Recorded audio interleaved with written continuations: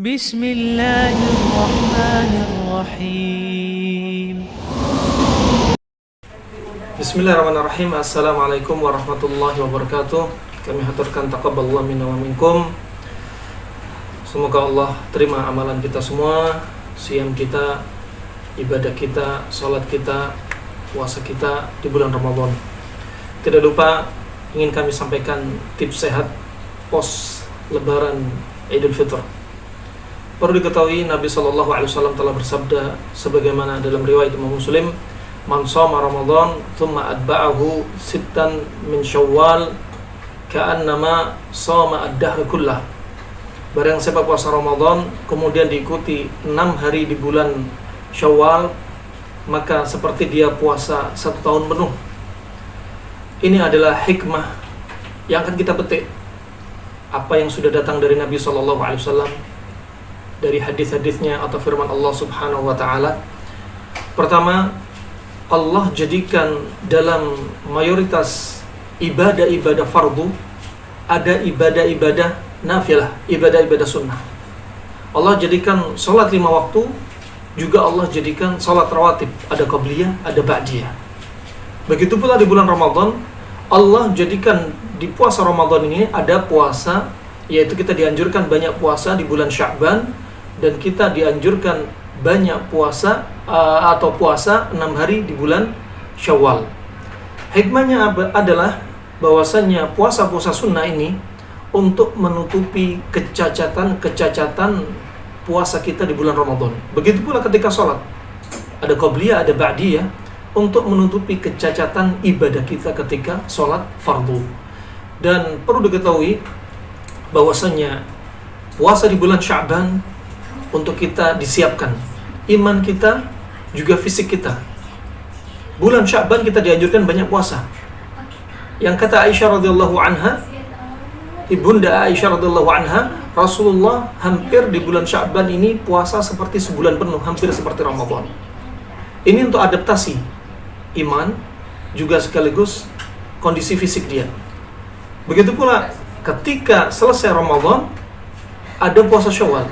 Yang di puasa Syawal ini kita mulai pelan-pelan. Yang tadinya puasa 1 bulan penuh, kemudian mulai tapering off, dikurangi pelan-pelan. Ini hikmahnya dari sisi syariat untuk menutupi kecacatan ibadah kita di puasa Ramadan. Dari sisi kesehatan, maka puasa Syawal ini untuk pelan-pelan mengurangi dari puasa kita sebulan penuh di bulan Ramadan. Rahimana wa rahimakumullah jami'an. Terkadang ada sebagian orang yang mengeluh di penghujung Ramadan, ketika masuk 1 Syawal, takbir sudah berkumandang, kemudian mereka makan dengan segala makanan yang ada. Apa yang mereka rasakan pada hari pertama, hari kedua? Mereka rasakan lemas, badan layu, loyo. Ada apa dengan hal tersebut? Ini yang akan kita bahas. Dari yang sebelumnya puasa Sya'ban, puasa Ramadan, kemudian mulai dikurangi dengan 6 hari saja di bulan Syawal. Yang mana faedahnya dari sisi syariat seperti puasa 1 tahun penuh. Sebagaimana hadis Nabi SAW, riwayat Bukhari dan Muslim, hadis Al-Qudsi, bahwasanya puasa ini, setiap amalan anak Adam, semua amalan anak Adam itu dilipat gandakan dari 10 kali lipat sampai 700 kali lipat. Kemudian kata Allah Subhanahu wa taala, "Illa shaum fa innahu li wa ana ajzi bih." Kecuali puasa. Untuk amalan puasa itu untuk Allah, dan Allah lah yang membalasnya. Berarti apa? Enggak terbatas hanya 10 sampai 700 kali lipat. Berarti lebih dari itu, khusus puasa. Dan andai kata 10 kali lipat saja, puasa Ramadan kita 30 hari. 30 kali 10 sudah 300 hari. Seperti itu amalan. Kemudian puasa Syawal 6 hari. 6 kali 10 60.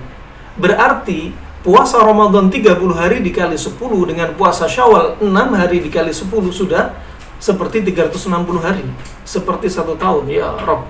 Nah, dari sisi yang kita perlu lihat, kaum muslimin mungkin ketika Idul Fitri mereka makan apa yang mereka ingini, ya mungkin mereka merasa saatnya sekarang hari makan-makan.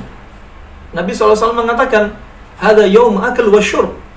Ini memang hari makan dan minum, tapi bukan berarti Anda makan tanpa batas. Tidak boleh demikian. Apa akan menimbulkan efek yang membahayakan tubuh kita? Nah, tetap balil insanu, tetap juga kita perhatikan makanan tersebut, ya. Manusia ini hendaknya apa? Untuk melihat makanan yang dia makan, ya. Lihat makanan yang dimakannya. Kita lihat, seandainya tadi kita lihat Ramadan, apa sih faedahnya Ramadan? Apa sih faedahnya puasa Syawal? Puasa Syawal yang terbaik adalah puasa ketika selepas Idul Fitr, dan Idul Fitri adalah hari yang diharamkan untuk manusia berpuasa. Begitu pula Idul Adha. Maka mereka yang ingin puasa setelah Idul Fitr langsung, itu maka yang terbaik. 6 hari berturut-turut, itu yang terbaik. Adapun jika tidak mampu, silahkan dipilih waktu harinya. Dan di sini kita melihat bahwasanya puasa Ramadan, kemudian kita makan-makan, kemudian puasa lagi. Untuk apa? Ini ada tapering off. Selepas puasa Ramadan 30 hari, kita puasa dikurangi jadi 6 hari. Ya.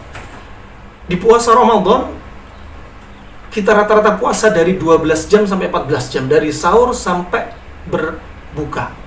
Di saat itu ada, sebagaimana dikabarkan dari saudara-saudari kita yang sudah terapi melalui pengobatan melalui puasa, ya, dari testimoni saudari kita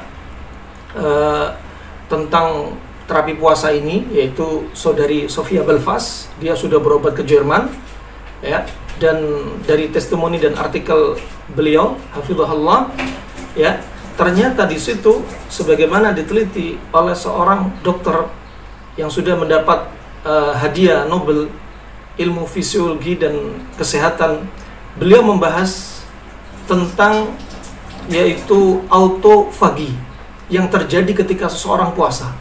Ketika autofagi, orang puasa 12 jam sampai 14 jam. Kalori yang diambil dari sahur mungkin ada saatnya selesai. Dan ketika itu tubuh mengambil dari sel-sel yang sudah tua yang ada di tubuh, kalori yang dipakai sudah bukan dari makanan, tapi dari sel-sel yang sudah tua di tubuh kita. Sehingga sel-sel yang sudah tua ini dihancurkan, kemudian diganti dengan sel yang baru.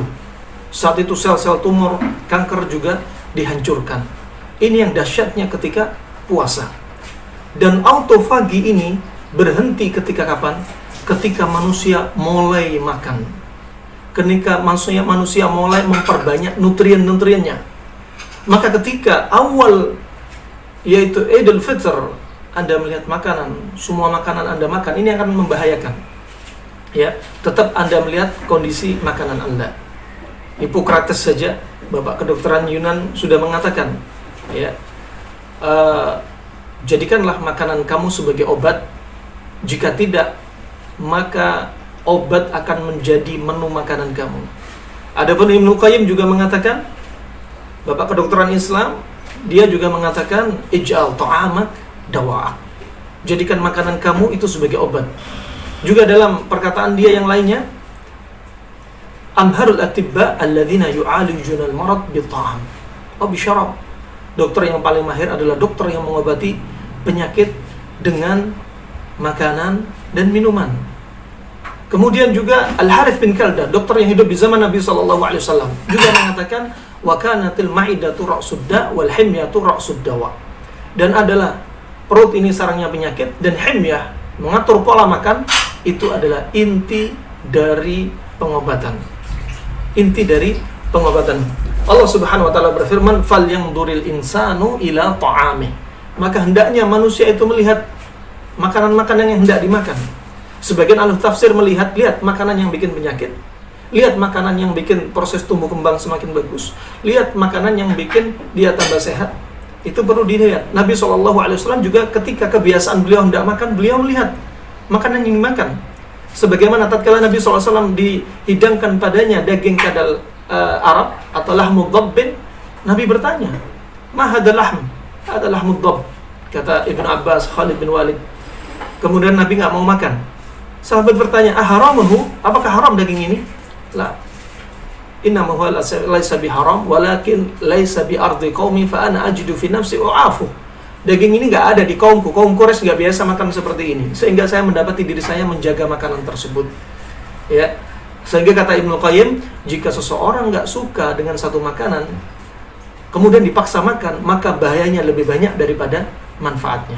Rahimani wa rahimakumullah jami'an. Demikian. Tetap ketika Idul Fitr, lihat makanan Anda. Kenapa kita kadang merasa lemas, lelah, letih, lesu ketika awal pertama Idul Fitr kita makan? Karena sebelumnya kita sedang mengalami proses autofagi, ya, betul-betul dihancurkan sel-sel tua, imun kita dinaikkan, sel darah putih dinaikkan, dan saat itu insulin juga dinaikkan sehingga gula-gula dihancurkan. Ketika Ramadan selesai, masuk Idul Fitr, seseorang langsung makan begitu banyak, ya, tidak peduli makanannya. Nabi mengatakan apa tadi? Ya, hadza yaumu akl wa syurb. Ini hari makan dan minum. Allah juga berfirman, al-yauma uhilla lakumut thayyibat. Pada hari ini ku halalkan bagi kalian makanan yang thayyib, makanan halal dengan halal. Tapi ingat, enggak selamanya makan halal dengan halal itu enggak menimbulkan penyakit. Halal dengan halal juga menimbulkan penyakit. Itu harus kita pahami, mindset kita. Harus kita atur makanan yang kita makan. Sebelumnya 30 hari kita melakukan badan kita melakukan mekanisme autofagi, ya. Tapi ketika sudah mulai Idul Fitr, autofagi berhenti. Yang tadinya jantung, pencernaan, ginjal diistirahatkan ketika bulan Ramadan, ya, sibuk dengan membersihkan racun, maka saat Idul Fitr Anda tidak memperhatikan makanan Anda, maka apa? Mereka akan mengalami kelelahan kembali dan proses autofagi berhenti. Nah, ini rahasianya kenapa kita merasa lemas. Yang tadinya Ramadan kita rasakan demikian, Idul Fitr kerasa lemas padahal banyak makan. Ya, ketika banyak makan itulah proses autofagi kita berhenti. Ya. Sebagaimana dikatakan seorang dokter profesor Jason Fang, dia mengatakan dalam ucapan dia termasuk dokter ahli ginjal, dia melihat the powerful natural of healing solution is fasting.